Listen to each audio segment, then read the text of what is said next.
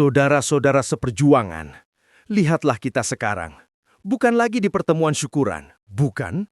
Ini sudah pertemuan kegelisahan. 2 tahun. 2 tahun sejak kita pertama kali mendengar kata amalillah. Janji surga di tengah himpitan neraka dunia. Kita dibilang pewaris sah, penerima mandat, orang-orang terpilih yang akan mengelola kekayaan tak terbatas dari sumber yang katanya tidak pernah kering. Dulu, namanya masih program dana kepercayaan ilahi, lalu ganti jadi dana amanah rakyat. Sekarang, kita ini berkumpul di bawah bendera PPUI, Paguyuban Pelaksana Unit Indonesia.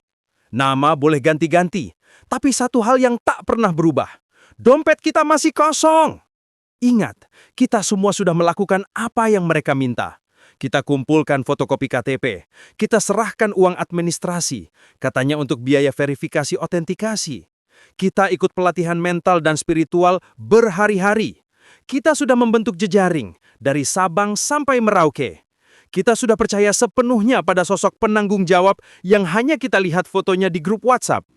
Disuruh sabar, disuruh menjaga frekuensi positif. Dibilang, dana triliunan itu sebentar lagi cair, tinggal menunggu kode clearing dari Bank Sentral Dunia. Saudara-saudara, kapan sebentar lagi itu berakhir? Anak-anak kita butuh biaya sekolah sekarang. Tagihan listrik menunggak sekarang. Kita tidak makan janji, kita makan nasi. Dulu, saya salah satu yang paling militan. Saya percaya ini jalan Tuhan. Tapi saat saya lihat tetangga saya, seorang janda yang juga ikut program ini, terpaksa menjual warisan terakhirnya untuk membayar iuran bulanan PPUI, saat itu alarm di kepala saya berbunyi nyaring. Mari kita gunakan kepala kita, bukan hanya hati kita. Mari kita berpikir kritis. Pertama, jika dana ini benar-benar ada, dan ini adalah program kemanusiaan global untuk menyejahterakan umat, mengapa prosesnya harus sesulit dan semisterius ini? Kedua, jika mereka punya akses ke triliunan dolar dari sumber amalillah, mengapa mereka masih meminta iuran receh dari kita? Bukankah itu kontradiksi yang fundamental? Mereka meminta kita mengeluarkan uang untuk menerima uang yang katanya tak terbatas. Kita tidak bisa lagi hanya menunggu titah dari atas. Kita harus berhenti menjadi penerima pasif. Kita harus berubah dari paguyuban penanti menjadi paguyuban penanya.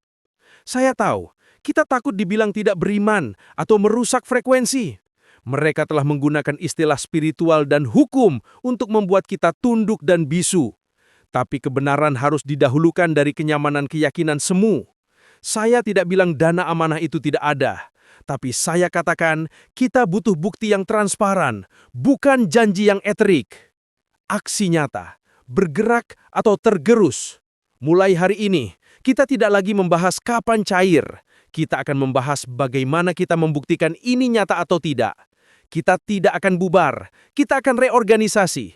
Kita akan gunakan jaringan kita yang luas ini, yang mereka ajarkan untuk kita buat. Bukan untuk menunggu, tapi untuk menggali informasi. Kita akan mulai mendokumentasikan setiap bukti pembayaran iuran, setiap pertemuan, setiap pesan suara yang dikirimkan oleh pengurus. Kita harus mencari tahu siapa sebenarnya di balik PPUI dan kemana aliran dana iuran kita. Ini bukan lagi masalah keyakinan saudara-saudara.